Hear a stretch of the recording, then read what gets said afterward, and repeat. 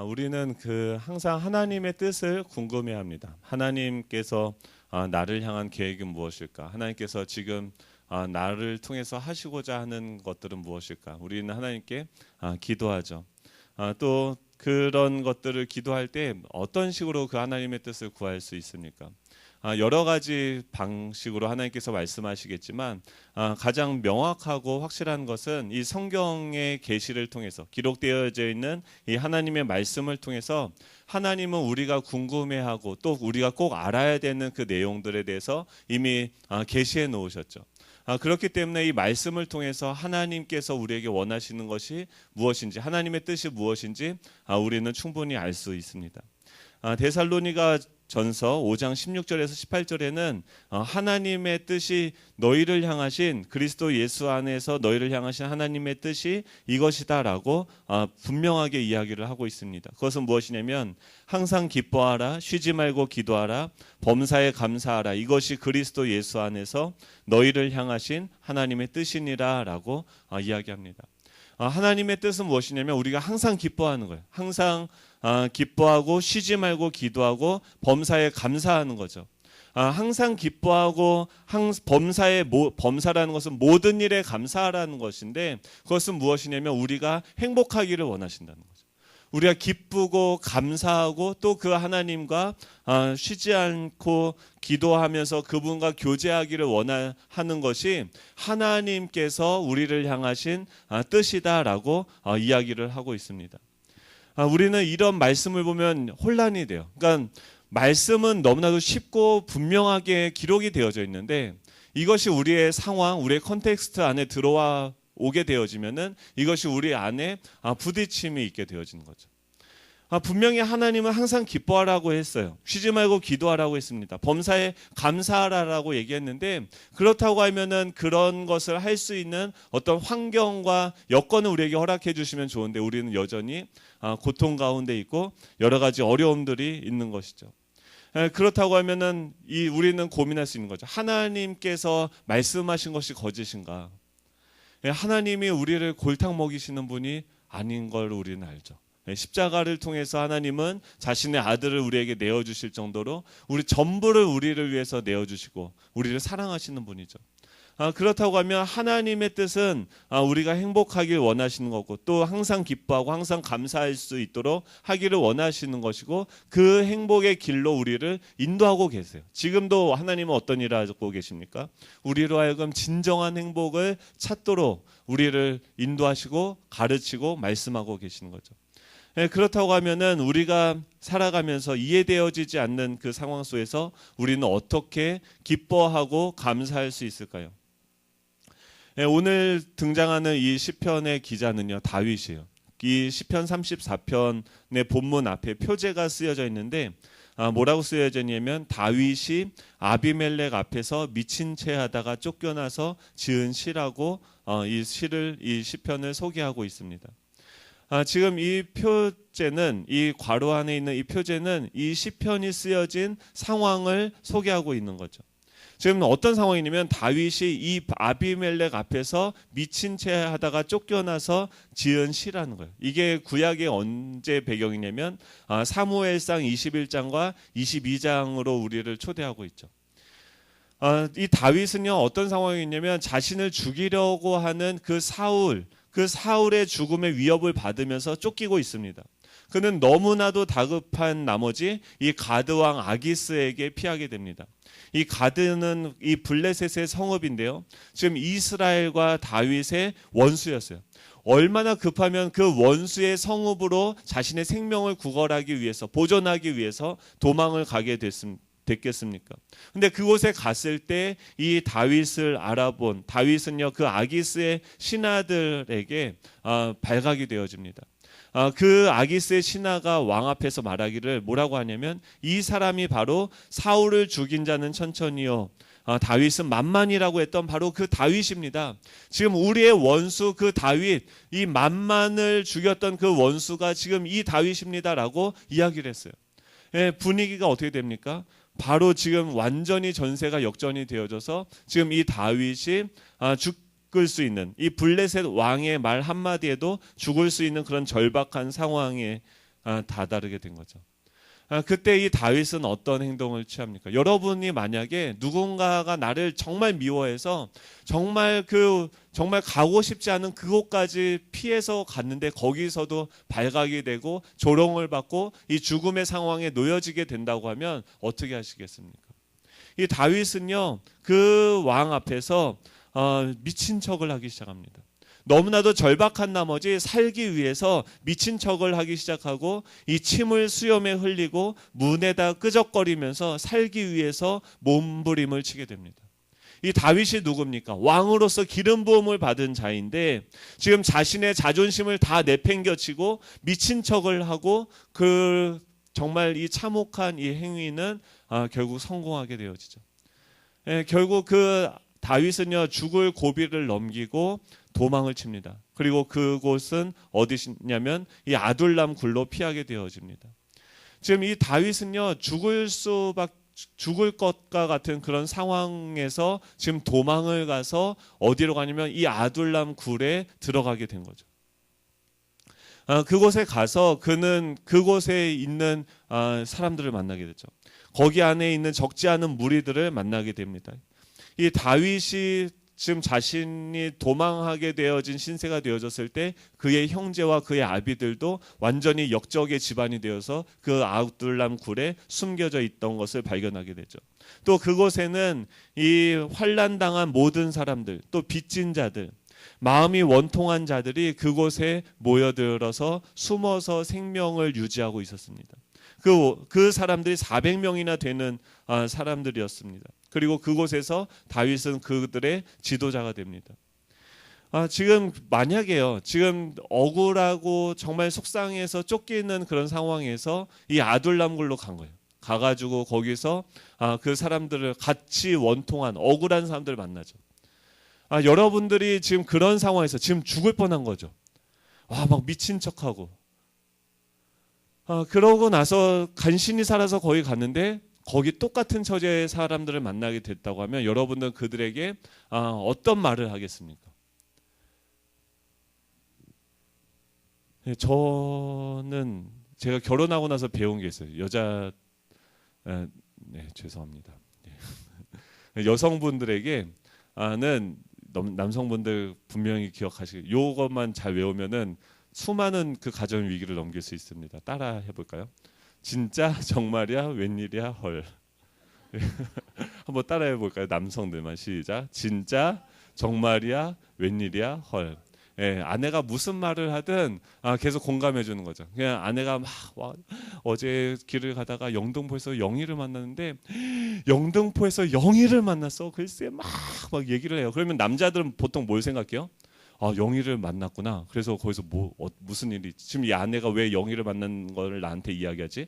그녀가 돈을 빌려달라고 했나? 막 이런 이제 머리가 돌아가는데 아내는 거기서 만나가지고 커피를 마시고 오랜만에 너무 신기하지 않냐고. 어떻게 그 넓은 서울 땅에서 하필 그 영등포 역에서 그 영희를 만날 수가 있어요. 여자들은 다른 어떤 목적이 있어서 그 얘기를 하는 것이 아니라 뭐예요? 그냥 그 만난 게 너무 놀라운 거죠. 그래서 그냥 막 그 얘기를 하는 거예요. 그 얘기를 하는 때 우리는 뭐 해야 됩니까? 그래서 그 다음에는 이러면 절대 안 되는 거예요. 그러면 가정에 먹구름이 몰려오는 거죠. 그때 제가 말씀드린 이건 적어야 돼요. 진짜 정말이야 웬일이야. 제가 이걸 시험 삼아 해봤어요. 아내가 무슨 말을 하든 그냥 듣지도 않고 진짜 정말이야 웬일이야 헐 막 그랬어요. 그거를 계속 무한반복 리핏. 진짜 정말 웬일이야 헐 그랬더니 아내가 제가 장난치는 거를 알겠잖아요. 근데도 좋아하더라고요. 지금 만약에 다윗은 이걸 몰랐겠죠. 지금 다윗과 같은 그런 원통한 상황, 진짜 억울하고 막 죽을 것 같은 그런 상황 속에 그곳에 갔다고 하면은 무슨 얘기를 할까요? 야, 내가 진짜 죽을 뻔했거든. 거기 가서 막 이런 일이 있었고 저런 일이 있었고 이런데 진짜 하나님은 도대체 뭘 하고 계시는 걸까? 이런 얘기를 할 법하지 않습니까? 여러분 목장에서는 무엇을 나누세요? 날마다 우리가 일주일 동안 살아가면서 경험한 그 상황 속에서 그것들을 가서 목장에서 나눈단 말이에요. 그렇죠? 그 내용의 주제가 무엇이냐는 거예요. 근데 지금 이 다윗은요, 그런 죽을 뻔한 그 상황에서 그것을 간신히 벗어나서 그 아둘람 굴로 가게 되어집니다. 그 아둘람 굴은 어떤 곳입니까? 굴이고 어둡고 정말 인생의 정말 최악 바닥을 경험하고 있는 사람들이 모여 있는 그곳인 거죠. 그곳에서 지금 이 약간의 나이, 이 20살, 20대밖에 되어지지 않은 이 젊은 청년 이 다윗은요, 거기에서 자신의 두려운 마음, 자신이 경험했던 그 절박했던 그 상황들을 이야기하는 것이 아니라 거기서 이 시편을 노래하기 시작했다는 거예요. 그는요, 도리어 그 상황에서 이 시를 지어서 많은 사람들 앞에서 설교를 하고 있습니다. 지금 이 설교의 가장 중요한 대목은 무엇이냐면 요지가 8절입니다. 우리 8절을 한번 같이 읽어볼까요? 34장 8절입니다. 함께 읽겠습니다. 시작. 너희는 여호와의 선하심을 맛보아 알지어다. 그에게 피하는 자는 복이 있도다.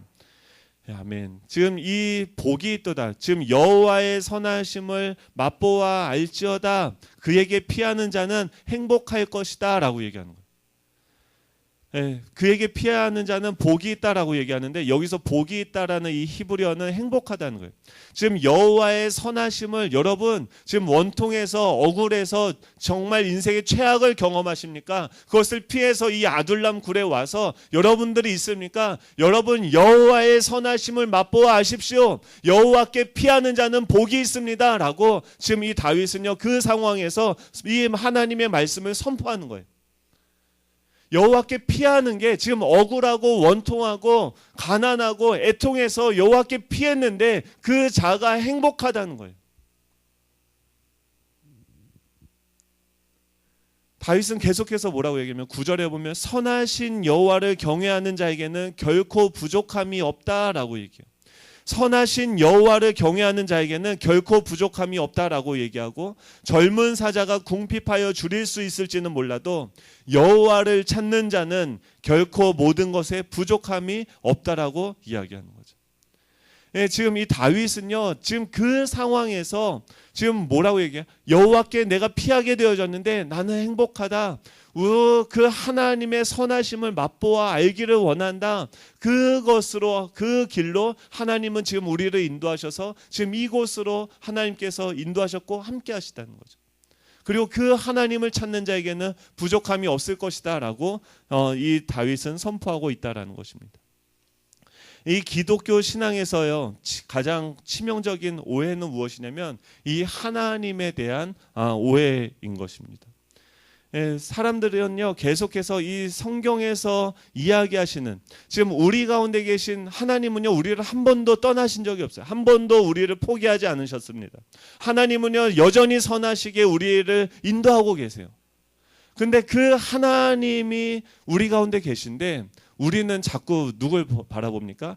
이 성경에서 계시하시는 그 하나님이 아니라 우리의 욕망, 어떤 자기 목적에서 만들어낸 그 신, 자신의 이해를 근거한 이 바탕이 되어서 만들어진 그 신을 놓고선 그 우상을 놓고 이분이 내 하나님이고 이분은 당연히 내 삶에서 이런 일을 해야 된다라고 정해놓고 그분께 나아가는 거죠. 우리가 항상 기뻐하라, 항상 여호와께 감사하라라고 이야기하는데 그 하나님은 여전히 우리를 행복 가운데 우리로 하여금 행복하게 인도하고 계세요. 근데 그 행복이라는 그 개념이 하나님이 생각하는 그 행복과 우리가 생각하는 그 행복의 개념이 다르다는 거예요. 보통 이 사람들이 추구하는 그 신의 하나의 유형은 무엇입니까? 자신의 목적에서 비롯된 신이죠. 이 사람들은 무엇을 위해서 하나님을 찾습니까? 자신의 성공과 이 번영이라는 그 목적, 자신의 문제를 해결하기 위한 그 목적을 위해서 하나님을 찾게 되어지는 거죠. 또한 자기 이해에서 비롯된 신도 있습니다. 하나님은 사랑이시다라는 이 하나의 공식으로서 모든 성경을 보는 거죠. 그래서 하나님의 공의와 거룩하심과 하나님의 진노의 개념도 다 거부하고 자신이 정의한 사랑의 기준에서 하나님은 무조건 사랑하시기 때문에 모든 사람을 다 포용하셔야 되고 하나님은 이렇게 해야 된다라고 오히려 하나님을 가르치죠. 그런 시대일수록 이런 거짓된 그 신관을 가지고 하나님을 찾는 사람들이 많은 시대일수록 누가 많이 판을 칩니까? 거짓 선지자들이 판을 치는 거죠. 예레미야서를 보면 계속해서 지금 하나님의 뜻은 무엇입니까? 그 바벨론의 포로로 끌려가는 것이 하나님의 뜻인데 계속해서 뭐라고 합니까? 너희들에게 평안할 것이다. 여전히 죄악 가운데 머물러 있는데 평안을 선포하는 거죠. 이 거짓 선지자, 거짓 교사, 거짓 목사들은 무엇을 합니까? 이 종교적인 소위 종교적인 시장의 필요를 잘 읽고 그 성도들의 필요가 무엇인지를 파악해서 그것을 채워주는데 목적을 두죠. 그래서 이 사람들이 나와왔을 때 하나님의 뜻에 관심 있는 것이 아니라 어떻게 하면 이 사람들을 위로하고 이 사람들을 어떻게 행복하게 해줄 수 있는가, 그리고 그들에게 종교적인 서비스를 제공하죠. 우리가 믿는 그 하나님이 어떤 하나님인지 우리는 성경을 통해서 발견해야 됩니다. 하나님이 선하시다라는 개념은 어떤 의미를 가지고 있습니까? 성경에서 하나님의 선하심, 이 출애굽기에 보면은 지금 출애굽기 33장에 보면 이 모세가 십계명을 받으려고 산에 올라갑니다. 그때 밑에서 어떤 일이 일어납니까? 이스라엘 백성들이 우상을 숭배하게 되어져요. 그런 일들이 있을 때 하나님께서 뭐라고 얘기하시면, 야, 나는 너희들과 함께 가지 않겠다. 너희들과 내가 천사를 보내줄 테니까 너희들과 그 너희 백성들을 데리고 그냥 가나안 땅에 들어가. 나는 그 가나안 땅에 들어가지 않겠다라고 하나님께서 말씀하십니다. 그때 이 모세는요 무엇을 구합니까? 모세에게 성공은 무엇이에요? 모세가 지금 출애굽을 해서 이스라엘 백성들을 인도하는 그 목적지는 어디입니까? 가나안 땅인 거죠. 모세에게 성공은 무엇입니까? 그 가나안 땅에 자신의 백성들을 데리고 인도하는 것이 모세에게 성공이고 모세의 사역의 목적인 거죠. 그런데 모세는요 그 자신의 성공과 목적을 내려놓습니다.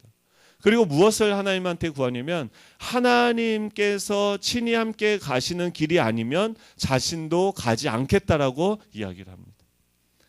성공이 아니라 지금 모세는요 계속해서 포커스가 어디 맞춰져 있었어요? 하나님께 맞춰져 있는 거예요. 하나님이 나와 함께하고 있고 하나님이 가시는 그곳이 가나안 땅이고 그곳이 하나님의 나라인 거예요.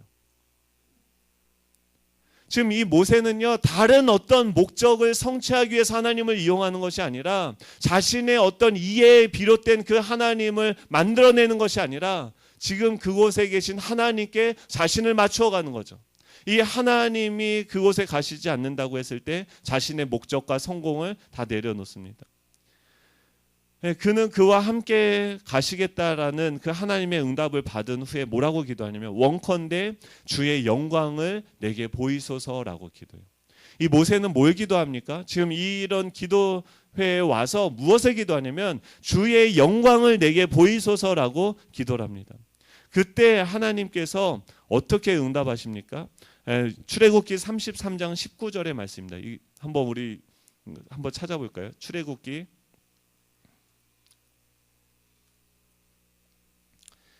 출애굽기 33장 19절의 말씀입니다.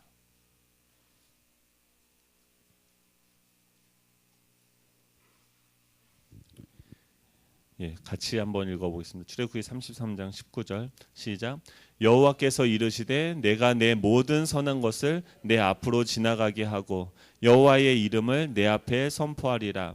나는 은혜 베풀 자에게 은혜를 베풀고 긍휼히 여길 자에게 긍휼을 베푸느니라. 아멘. 이것을 지금 이 모세가 하나님께 구한 게 뭐예요? 여호와의 영광을 내게 보이소서라고 얘기해요. 여러분 영광이 무엇입니까? 우리는 이 영광을 위해서 지음을 받았다, 창조되었다라고 이야기하는데 그 영광이 무엇입니까? 제가 왜 이걸 읽자고 했냐면 이 영광이 무엇인지에 대해서 2년 동안 고민을 했어요. 책도 찾아보고. 근데 어떤 설교에서 이 대목을 봤어요. 33장 19절에 보면은 내가 내 모든 선한 것을 내 앞으로 지나가게 하겠다라고 얘기하는 거죠. 지금 원컨대 주의 영광을 내게 보이소서라고 얘기했을 때 하나님이 뭐라고 응답하세요? 나의 선한, 내 모든 선한 것을 너의 앞에 지나가게 하겠다. 즉, 이 하나님의 영광은 무엇입니까?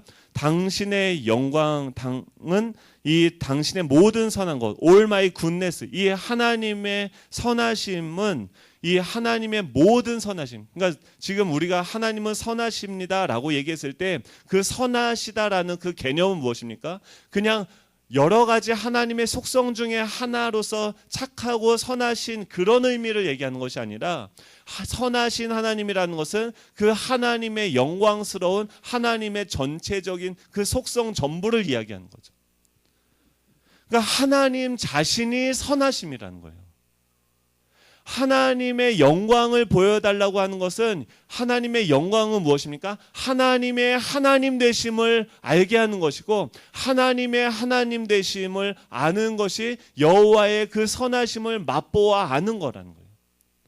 그렇다고 하면 지금 이 다윗이 왜 이 고난을 당하고 이 아둘람 굴, 이 엄청난 그 지옥과 같은 그 터널, 어둠의 터널을 걸어가게 되어집니까? 그 앞에서 하나님은 뭐예요? 나의 모든 선한 것을 너의 앞에 지나가게 하겠다. 나의 영광을 너에게 보이겠다. 지금 우리의 생각에는 지금 이 아둘람의 굴에 가고 이 다윗 사울에게 쫓겨서 죽을 것 같은 이런 상황이 우리에게는 선하지 않은 상황인 거죠. 그렇죠? 이건 내가 생각하기에 이건 착한 개념이 아닌 거예요. 그런데 하나님 편에서는 이것이 어떤 과정입니까? 하나님의 선하심, 하나님의 속성, 하나님이 어떤 분이신지를 알려주시는 그 과정이라는 거죠. 우리가 경험하는 어떤 문제들, 사건들, 우리의 어떤 여러 가지 상황들 속에서 주님은 지금도 우리의 삶을 인도하고 계시는 줄 믿으시기 바랍니다. 그 상황을 통해서, 그 사건을 통해서, 그 사람을 통해서 하나님은 자신의 영광을 우리에게 보여주기를 원하시는 거예요. 이 다윗이요, 그것을 아는 거예요. 지금 하나님의 선하심을 맛보아 본인은 알게 되어진 거예요. 그 아둘람 굴에서 미친 척하고 이 침을 수염에 흘리고 그런 정말 좌절스러운 그 상황들을 보내면서도 하나님의 선하심을 맛보아 알게 되어진 거죠. 네, 지금 이 다윗이요, 다윗에게 그 하나님의 선하심은 무엇이었을까요? 이 아둘람 굴에서 그 하나님은 어떤 분입니까? 이런 건 아니에요. 그러니까 비록 지금은 힘이 들지만 다윗이 하나님의 선하심을 맛보아 알라는 것은 지금 그 사람들한테 지금은 힘이 들 수 있지만 하나님이 좋은 날을 주실 거야. 왜냐하면 하나님은 선하시니까, 이런 개념이 아닌 거죠. 만약에 모세한테, 광야를 가고 있는 모세에게 지금 모든 선한 것을 너의 앞에 지나가게 하신다고 했을 때 너가 원하는 것을 내가 다 들어줄 거야, 나는 선하니까 라고 말씀하시는 것이 아니라는 거예요. 하나님의 선하심을 안다라는 것은 무엇입니까? 하나님을 알게 되어진다라는 거죠. 하나님의 선하심은 무엇입니까? 우리가 지금 새벽에 그 결혼에 대해서 얘기를 하죠. 결혼에 대해서. 결혼을 왜 하셨습니까? 결혼을 하신 것을 기뻐하시죠? 넌 못했잖아. 진겸아. 너도 이 결혼해서, 그러니까 너도 이 조직의 쓴맛을 봐야 되는데. 여러분, 결혼한 여러분들 축복합니다. 결혼을 하나님께서 일시적으로 우리에게 이 땅에서 경험하게 하신 이유가 무엇입니까?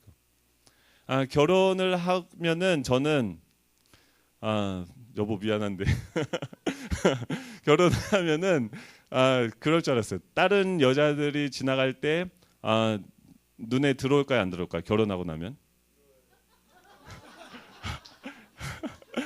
결혼하면은 다른 여자들 눈에 들어올까요, 안 들어올까요? 제가 결혼을 갓 했을 때는 청 젊은 혈기니까 제가 아내한테도 물었어요. 여보도 그런 마음이 드냐? 그랬더니 아내도 그렇다고 하더라고요. 그러니까 또이죠. 일단 전제를 깔고 그 결혼을 저 청년 때는 막 혈기가 왕성하니까 아 그래 뭐 결혼을 하면은 아 이런 어떤 성적인 욕망이 사라질 거라고 생각을 했어요. 다른 여자들 그래서 눈에 안 들어올 거라고 생각했어요. 근데 결혼을 해서 했는데도 안 들어오더라고요. 그래서 막 들어오는 거예요. 그래서 아 이거 문제가 있나? 그 아무튼 막 전도사 때도 전도사가 되면은 그러면은 신학생이 되면은 이제 그런 마음이 사라져야 되잖아요, 그렇죠? 사라졌을까요, 안 사라졌을까요? 아 그래서 저는 목사 안수를 받으면 목사 안수를 막 여러 목사님들 와가지고 막 세게 막 기름 부어주시고 막 이렇게 하니까 목사 안수 받고 나면은 아 내 아내만 눈에 들어오고 아내만 막 막 사랑스럽고 막 이럴 줄 알았어요. 아, 근데 목사 안수 받고도 다른 여자들 눈에 들어올까요, 안 들어올까요? 아 진짜 야, 맞아요. 그러더라고요. 근데 결혼이라는 것은 무엇입니까? 우리가 건강하기 때문에 또 우리가 살다 보면은 좋은 다양한 사람들을 보게 되는 거죠. 근데 결혼이라는 건 뭐예요? 언약인 거죠. 이 한 여자만을 수많은 여자들이 있지만 결혼을 했다는 것은 내가 평생 이 한 여자만을 책임지고 사랑하기로 이 한 영혼만을 사랑하기로 결단하는 거죠. 약속을 하는 거죠. 그래서 다른 사람들이 마음에 들어올 여지가 생긴다 할지라도 그런 것들을 계속 쳐내어져 가면서 그것을 이 하나님 앞에서 우리가 세운 이 약속을 지키는 것, 이게 무엇입니까? 이게 헤세드, 언약적인 사랑인 거죠. 근데 왜 하나님께서 이 언약적인 사랑을 그런데 어떤 사람도 있어요. 어떤 남편들, 아내들, 좋은 남편, 좋은 아내들도 있지만 그렇지 않은 사람들도 있잖아요. 근데 그 사람들을 하나님이 계속해서 이 언약이라는 이 결혼이라는 제도로 묶어서 끝까지 평생도록 사랑하게 하시는 그 이유가 무엇입니까? 내가 다 주어도 아무것도 돌아오지 않고 아무 유익이 없을 수도 있는 것이 결혼 생활인 거죠. 그럼에도 불구하고 끝까지 그를 사랑하게 하시는 그 이유는 뭐예요? 여호와의 선하심 때문인 거죠. 여호와의 선하심을 맛보아 알게 하기 위해서죠. 그것이 무엇입니까? 하나님이 우리를 어떻게 사랑하시는지를 알게 하시고, 하나님이요 이 세상을 왜 사랑하시는 거예요? 왜? 그냥 너무 간단해요. 하나님은 전지하시고 전능하세요. 그냥 말 한마디로 이 땅을 다 심판해서 싹 쓸어버리고 없애버리고 다시 새롭게 하나님의 나라를 만드실 수 있는 분이시죠. 그런데 그 하나님이 한 번도 하나님의 말씀을 듣지 않고 자기 멋대로 살아가는 그 인류들을 끝까지 품으시고 기다리시고 자신의 아들까지 그 아들까지 죽이시면서까지 그들을 끝까지 사랑하시는 그 이유가 무엇입니까? 하나님이 약속하신 거예요. 내가 너희를 구원하겠다. 그 약속을 그 언약에 자신의 그 전능함, 자신의 그 모든 능력을 스스로 제한하셔서 그 언약에 자신을 묶으신 거죠. 그리고 그 약속을 지금도 신실하게 이루어 가시는 거죠. 이 다윗은요, 이 자신의 그 아둘람 굴에서 무엇을 경험합니까? 이 여호와의 선하심, 하나님이 어떤 분이신지를 날마다 더 알고 있기 때문에 자신은 행복하다라고 얘기했고 하나님은 여전히 선하시다라고 이야기할 수 있었던 거죠. 이 다윗이 사울을 죽일 수 있는 상황이 있었습니다. 그런데 사울을 죽이지 않아요. 왜 죽이지 않습니까? 하나님의 마음을 알게 됩니다. 하나님에게는 이 사울, 너무나도 악한 이 사울, 왕으로 기름 부었더니 자기에게 배반하고 자기 멋대로 행동하는 이 기름 부은 그 다윗을 죽이려고 하는 그 사울도 하나님에게는 누구예요? 하나님의 자녀인 거죠. 다윗도 사울도 하나님의 자녀인 거예요. 그 하나님의 자녀를 심판하는 그 심판자의 자리에 다윗은 앉지 않는 거죠. 자신이 누구인지 아는 거예요. 어떻게 합니까? 하나님을 알게 되니까 내가 누구인지를 아는 거죠. 그런데 그 다윗은요, 그 사망의 음침한 골짜기, 이 아둘람의 골짜기, 방금 내가 미친 척하면서 살아나온 그 상황 속에서도 하나님은 나와 함께하고 계시고 내 안타까움을 알게 하시며, 그런데 이게 누가 경험하신 거예요? 예수님을 통하여서 하나님은 우리가 경험하는 모든 고난을 다 친히 경험하셨죠. 그것이 하나님의 마음인 거죠. 하나님은요 계속해서 우리의 앞서가시면서 하나님 자신의 마음을 우리에게 나눠주시고 우리로 하여금 알게 하시는 거죠. 다윗은요 그 하나님의 선하심을 너희들이 맛보아 알기를 원한다라고 이야기하는 거예요.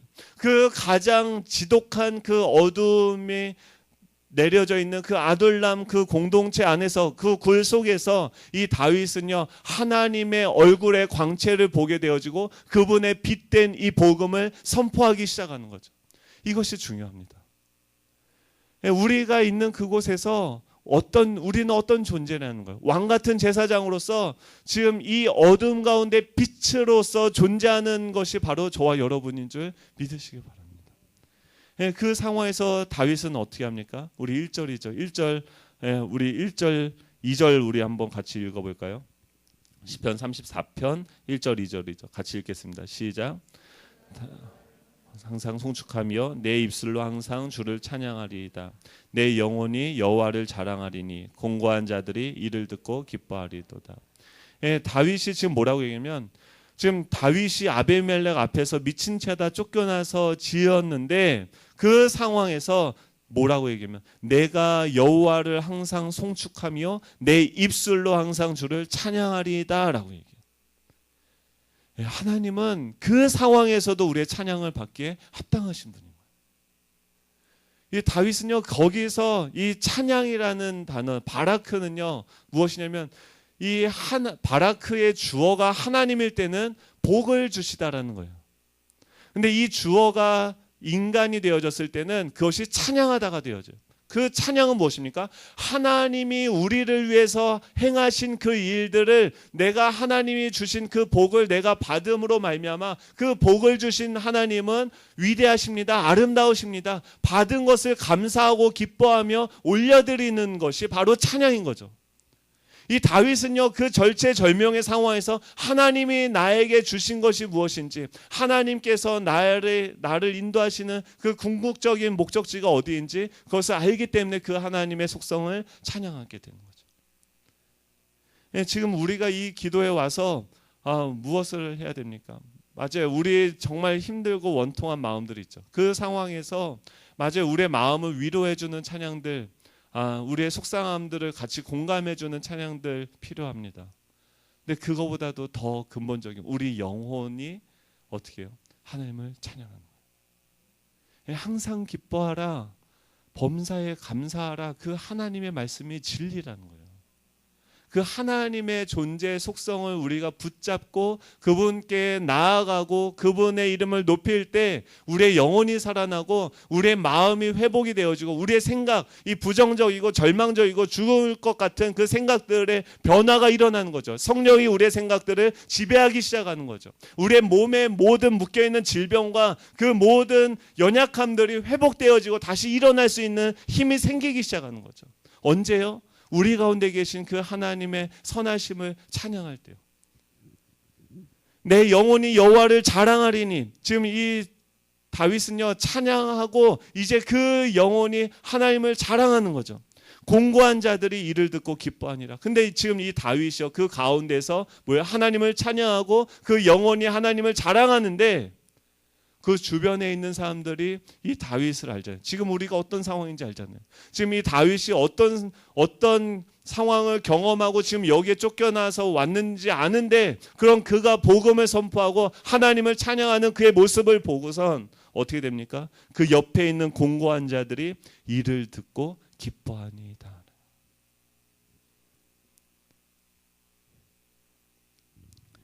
다윗은 찬양하는 거예요. 하나님을 예배하고 말씀을 선포하는 거죠. 우리가 우리 각자에게 있는 그 아둘람굴이 있죠. 우리로 하여금 절망할 수밖에 없는 빛이 보이지 않는 것과 같은 그런 상황들이 있죠. 그곳은 무엇입니까? 하나님을 찬양하는 예배의 자리가 되는 거죠. 성소가 되는 거예요. 그리고 그곳에서 하나님을 자랑하세요. 그리고 그곳에서 하나님을 선포하는 거예요. 그것이 여러분들의 강단이 되는 줄 믿으시기 바랍니다. 저는 여기서 설교하기 위해서 오늘 새벽부터 계속 준비하고 하루 종일 여러분 현충일인데 잘 쉬셨죠? 잘 노셨죠? 그동안 전 뭐 했을까요? 계속 기도하고 마음 졸이고 설교 준비했어요. 여러분들 제가 그 사명을 감당하듯이 여러분들도 여러분들의 사명을 감당해야 되는 그 장소가 있는 거죠. 그곳에서 하나님을 찬양하고 선포하길 간절히 소망합니다. 4절부터 7절까지 우리 같이 읽겠습니다. 4절부터 7절이요. 8절까지 읽겠습니다. 4절부터 시작. 내가 여호와께 간구하며 내게 응답하시고 내 모든 두려움에서 나를 건지셨도다. 그들이 주를 앙망하고 광채를 내었으니 그들의 얼굴은 부끄럽지 아니하리로다. 이 공고한 자가 부르짖음에 여호와께서 들으시고 그의 모든 환난에서 구원하셨도다. 여호와의 천사가 주를 경외하는 자를 둘러 진치고 그들을 건지시는도다. 너희는 여호와의 선하심을 맛보아 알지어다. 그에게 피하는 자는 복이 있도다. 너희 성도들아 여호와를 경외하라. 그를 경외하는 자에게는 부족함이 없도다. 아멘.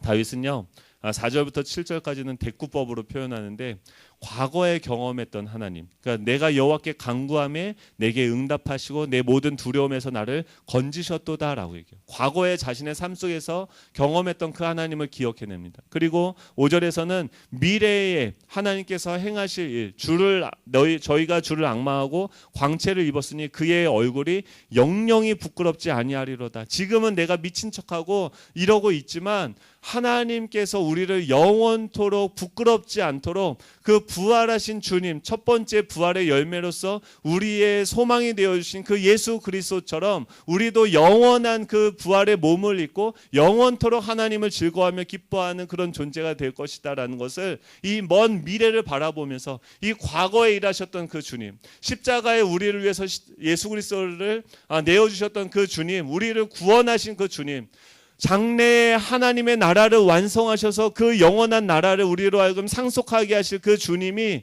이 과거와 미래의 그 주님이 지금 뭐예요? 지금 우리와 함께 하신다는 것을 신뢰하는 거예요.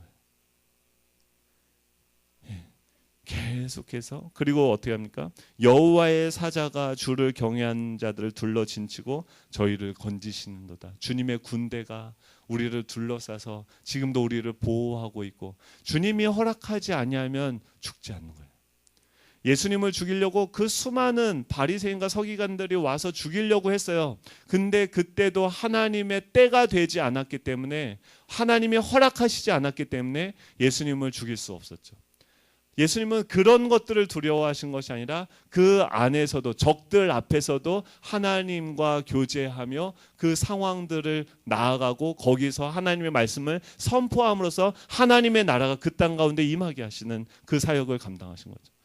이 일로, 이 사역으로 저와 여러분들이 부르심을 받은 줄 믿으시기 바랍니다. 저희들 여기서 찬양하고 기도하고 예배할 때 이미 주님이 승리하셨습니다. 이미 하나님의 나라는 우리의 것이 되었습니다. 우리에게는 영원히 상속받을 그 나라가 이미 있는 거죠. 마라나타, 빨리 아멘 주 예수여 오시옵소서. 근데 빨리 안 보내시고 여기 있는 건 뭐예요? 여기서 내가 해야 될 일이 있는 거죠. 그 하나님을 찬양하고 또 예배하고 그 하나님을 선포하는 저와 여러분이 되시면 좋겠습니다. 우리 찬양하면서 기도하며 나아갈 텐데요. 모든 상황 속에서 우리 찬양할까요?